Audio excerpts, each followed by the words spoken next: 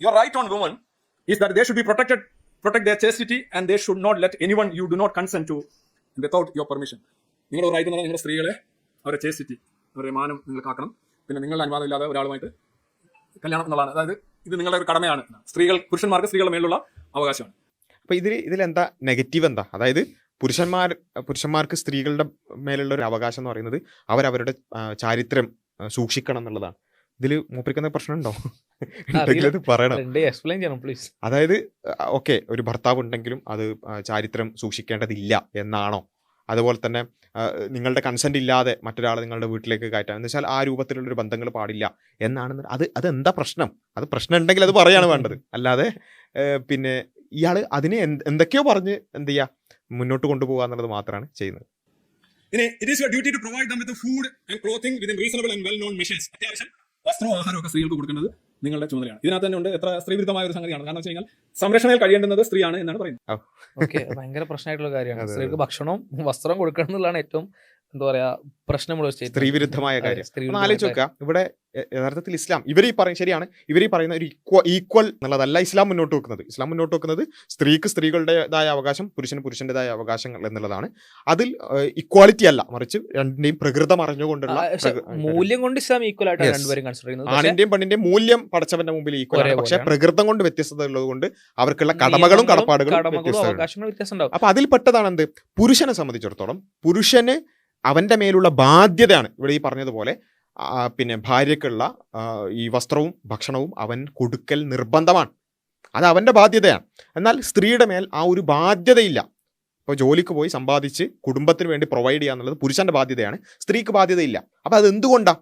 അത് നമ്മൾ പരിശോധിച്ചാൽ കാണാൻ സാധിക്കും. സ്ത്രീ ഓൾറെഡി മറ്റ് ചില ബാധ്യതകൾ ഏറ്റെടുക്കുന്നുണ്ട്. ഇപ്പോൾ പുരുഷൻ ഒരിക്കലും ഏറ്റെടുക്കാൻ പറ്റാത്ത ഈ പിന്നെ ഗർഭധാരണം, മുലയൂട്ടൽ പോലുള്ള കാര്യങ്ങൾ ഒരിക്കലും പുരുഷനെ ഏൽപ്പിക്കാൻ പറ്റാത്തൊരു കാര്യമാണ്. അങ്ങനെ ബയോളജിക്കലി ഓൾറെഡി സ്ത്രീ ബാധ്യതകൾ കൊണ്ടുനടക്കുന്നുണ്ട്. പുരുഷനെ അസിസ്റ്റ് ചെയ്യുകയോ പുരുഷന് എന്തെങ്കിലും തരത്തിൽ കോൺട്രിബ്യൂട്ട് ചെയ്യുകയോ പറ്റാത്ത വെറും മാനസിക പിന്തുണ കൊടുത്തിട്ടോ സൗകര്യങ്ങൾ ഏർപ്പെടുത്തി കൊടുത്തിട്ടോ മാത്രം ഭാഗമാക്കാൻ പറ്റുന്ന പൂർണ്ണമായും സ്ത്രീക്ക് മാത്രം ചെയ്യാൻ കഴിയുന്ന ബാധ്യതകളാണത്.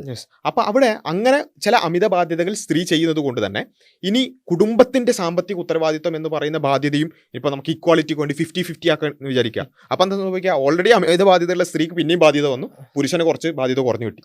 അപ്പൊ അവിടെയാണ് ഇസ്ലാം പറയുന്നത് ഓൾറെഡി സ്ത്രീ കുറച്ച് ബാധ്യതകൾ ചെയ്യുന്നുണ്ട്. ഈ സാമ്പത്തിക ഉത്തരവാദിത്വം പുരുഷന്റെ മേൽ പൂർണ്ണമായും 100% കുടുംബത്തിന് വേണ്ടി ഉത്തരവാദിത്വം. അതിനർത്ഥം സ്ത്രീ ജോലിക്ക് പോകാൻ പാടില്ലെന്നോ സമ്പാദിക്കാൻ പാടില്ലെന്നോ അല്ല.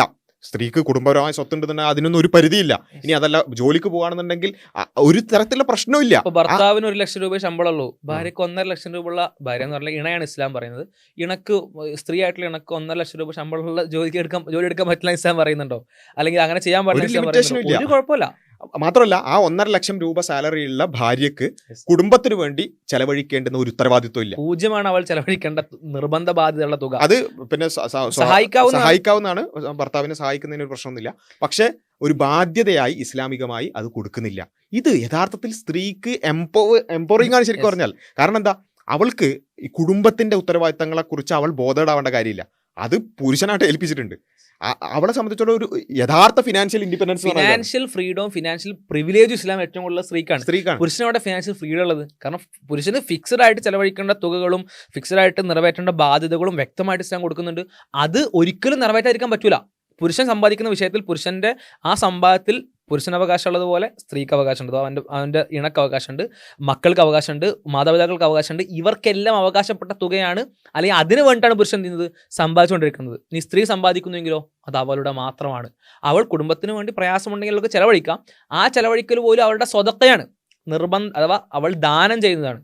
അവൾ നിർബന്ധ ബാധ്യതക്ക് അപ്പുറം ചെയ്യുന്ന എക്സ്ട്രാ കാര്യമാണത്. ഇതിനേക്കാൾ ഫിനാൻഷ്യൽ പ്രിവിലേജ് വേറെ എവിടെ കാണാൻ കഴിയുക? ഒപ്പം തന്നെ ഫ്രീഡം എന്ന് പറഞ്ഞാൽ എന്താ, ചെയ്യാനും ചെയ്യാതിരിക്കാനും പറ്റുന്നതാണ്. പുരുഷന് ഫിനാൻഷ്യൽ ഫ്രീഡം അല്ല എന്ന് പറയാനുള്ള കാരണം പുരുഷന് ഫിനാൻഷ്യലി എന്താ പറയുക കോൺട്രിബ്യൂട്ട് ചെയ്യാതിരിക്കാൻ, സമ്പാദിക്കാതിരിക്കാൻ ഉള്ള ഓപ്ഷൻ ഇല്ല. സ്ത്രീക്ക് സമ്പാദിക്കാനുള്ള ഓപ്ഷൻ ഉണ്ട്, സമ്പാദിക്കാതിരിക്കാനുള്ള ഓപ്ഷൻ ഉണ്ട്. പുരുഷന് എങ്ങനെയെങ്കിലുമൊക്കെ ചെലവഴിക്കാൻ പറ്റൂല, ഈ ഫിക്സഡ് ആയിട്ടുള്ള വഴിയിലൂടെ ചെലവഴിക്കാൻ പറ്റുള്ളൂ. സോ പുരുഷന്റെ ഫിനാൻഷ്യൽ ഫ്രീഡം ഭയങ്കര ലിമിറ്റഡ് ആണ്. സ്ത്രീക്ക് ഫ്രീഡമാണ് അവിടെ. കാരണം അവൾക്ക് ഇഷ്ടമുള്ളതുപോലെ ഹലാലായ രീതിയിൽ ഇസ്ലാം അനുഭവിച്ച രീതിയിൽ ഇഷ്ടമുള്ളതുപോലെ ചെലവഴിക്കാം. ഇപ്പോൾ പുരുഷന് ഒരു പക്ഷേ ഒരുപാട് എമൗണ്ട് ചാരിറ്റിക്ക് വേണ്ടി മാറ്റിവെക്കാൻ പറ്റുണ്ടാവില്ല. അത് നിർബന്ധിത ബാധ്യത വേറെ ഉള്ളതുകൊണ്ട് ചാരിറ്റിക്ക് വേണ്ടി ഒരുപാട് എമൗണ്ട് മാറ്റിവെക്കാൻ പറ്റില്ല. ഒരു മുസ്ലിമിനെ സംബന്ധിച്ച് പരലോകത്ത് വലിയ പ്രതിഫലം കിട്ടുന്ന കാര്യം ചാരിറ്റി. ഒരു സ്ത്രീക്ക് എന്ത് ചെയ്യാം, അവൾക്ക് ഇഷ്ടമുള്ള എമൗണ്ട്, അവളുടെ കയ്യിലുള്ള ഇഷ്ടമുള്ള എമൗണ്ട് എന്ത് ചെയ്യാം, ചാരിറ്റിക്ക് വേണ്ടി ഇൻവെസ്റ്റ് ചെയ്യാം. ദാറ്റ് മീൻസ് അത്രയും വിശാലമായിട്ടുള്ള ഓപ്ഷൻ കൊടുക്കുന്നതും ഇത് വെറും തിയറിയിൽ മാത്രമല്ല. കാരണം ഇസ്ലാമിക ഖിലാഫത്തിന്റെ ഒക്കെ കീഴിൽ അല്ലെങ്കിൽ ഇസ്ലാമിലെ ആദ്യ തലമുറകളുടെ ആ ഒരു സമയത്തൊക്കെ മുസ്ലിം സ്ത്രീകളാണ് ഈ സക്കാത്തിന്റെ വിഷയത്തിൽ, വഖഫിന്റെ വിഷയത്തിൽ, അതുപോലെ തന്നെ ചാരിറ്റിയുടെ വിഷയത്തിലൊക്കെ വളരെ മുന്നിലുണ്ടായിരുന്നത്. കാരണം അവർക്ക് ഓൾറെഡി ഈ പറഞ്ഞ ബാധ്യതകളില്ലാതെ സമ്പാദിക്കാൻ അവർക്ക് പറ്റുമായിരുന്നു. പുരുഷൻ എപ്പോഴും ബാധ്യതകളോടുകൂടിയേ സമ്പാദിക്കാൻ പറ്റുള്ളൂ. പിന്നെ അവൾക്ക് റെസ്റ്റ് എടുക്കുക എന്നുള്ളത് ഭയങ്കര സംഭവമാണ്, ഭയങ്കര വലിയ കാര്യമാണ്. കാരണം ശാരീരികവും മാനസികവും പ്രയാസങ്ങൾ ഉണ്ടെങ്കിൽ പുരുഷന് ബ്രേക്ക് എടുക്കാൻ പറ്റില്ല എന്ന് പറഞ്ഞാൽ ഓക്കെ, അവന് ഫിനാൻഷ്യൽ ബാക്ക് ഉണ്ടെങ്കിൽ അവന് പ്ലാൻ ചെയ്തിട്ട് ബ്രേക്ക് ഒക്കെ എടുക്കാം കേട്ടോ. കരിയർ ബ്രേക്ക് എടുക്കുന്നതിന് ഇസ്ലാം എതിരാന്നല്ല. ഇപ്പോൾ ഒരുപാട് അത്യാവശ്യം ശമ്പളമൊക്കെ ആൾക്കാണെങ്കിൽ സേവ് ഒക്കെ ചെയ്ത് ഒരു 2 വർഷം ബ്രേക്ക് എടുക്കാം, അതല്ല പറയുന്നത്. പക്ഷെ അവന് സമ്പാദ്യമില്ലാത്ത ഒരവസ്ഥ എന്ന് പറയുന്നത് പുരുഷന് സാധ്യമല്ല, പറ്റൂല. സ്ത്രീക്ക് എന്ത് ചെയ്യാം, അതാണെങ്കിൽ അവൾക്ക് ഓപ്റ്റ് ചെയ്യാം. അതുകൊണ്ടാണ് ഇപ്പം സ്ത്രീകളുടെ വിഷയത്തിൽ ഇപ്പം ലോകത്തിൽ തന്നെ മോഡേൺ ലോകത്തിൽ തന്നെ ആദ്യത്തെ യൂണിവേഴ്സിറ്റി ഓഫ് കറാവിയീൻ, ഒരു ഫാത്തിമ അൽ-ഫിഹ്രി എന്ന് പറയുന്ന ഒരു മുസ്ലിം സ്ത്രീയാണത് സ്ഥാപിച്ചത്. അങ്ങനെ ഒരുപാട് വഖഫുകളും അതുപോലെ തന്നെ മദ്രസകളും പിന്നെ യൂണിവേഴ്സിറ്റികളൊക്കെ മുസ്ലിം സ്ത്രീകളുടെ ഭാഗത്ത് നിന്ന് ഉണ്ടായതായിട്ട് നമുക്ക് കാണാം. എന്തുകൊണ്ട് അവർക്കത് പോസിബിൾ ആകുന്നു? അവർക്ക് സമ്പാദിക്കാൻ പറ്റും, അറ്റ് ദ സെയിം ടൈം അവർക്ക് ബാധ്യതകളില്ല. അപ്പോൾ ഇത് എന്നാൽ പുരുഷനാകട്ടെ ബാധ്യതകളോടുകൂടിയേ സമ്പാദിക്കാൻ പറ്റുള്ളൂ, സ്ത്രീക്ക് ബാധ്യതകളില്ലാതെ സമ്പാദിക്കാൻ പറ്റും. ഇത് ശരിക്കും പറഞ്ഞാൽ വലിയൊരു അത് ഓക്കെ, ഒരു ഇക്വാളിറ്റിയുടെ പ്രതലത്തിൽ നിന്ന് നോക്കുമ്പോൾ നിങ്ങൾക്ക് അതിനോട് യോജിപ്പോ വിയോജിപ്പോ എന്നുള്ളത് പോട്ടെ. പക്ഷെ ഇസ്ലാം കണ്ട ആ ഒരു കുടുംബ സംവിധാനവും അതിൻ്റെ ഒരു രീതിയും അറ്റ്ലീസ്റ്റ് അത് അക്നോളജ് ചെയ്യുക എന്നുള്ളതുണ്ടല്ലോ, അതുമില്ല. അതിനെ മോക്കിയെന്ന് പറഞ്ഞാൽ സ്ത്രീ വിരുദ്ധമായിട്ട് അതിനെ അവതരിപ്പിക്കാന്നുള്ളതാണ്. സ്ത്രീകൾക്ക് അത്രയും പ്രിവിലേജ് ഉള്ള ഒരു ഓപ്ഷനെ